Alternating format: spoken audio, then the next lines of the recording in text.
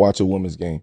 Yeah, 100%. You're going to learn the basics of basketball. How to You're going to fucking learn really play. how to pass. You're going to learn how to set screens because you're not athletic enough to do a bunch of other shit. So you got to be precise. And people are really upset about Melo's comments here, and as a woman that hoops, I want to chime in and say, although I don't believe he meant harm, this does come off like a backhanded compliment.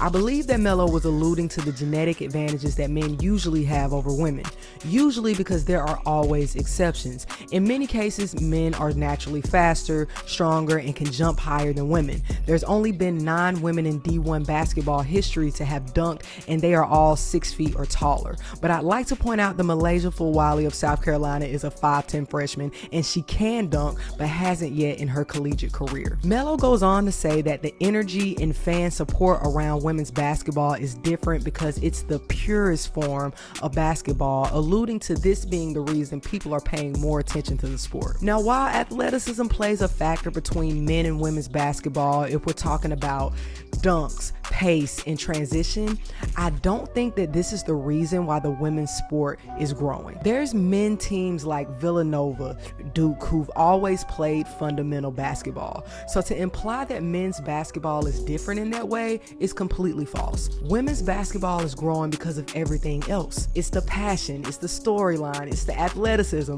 because women's bodies are evolving and we are starting to work out much younger. These athletes have access to trainers in their youth. In my day, we just went to the Boys and Girls Club.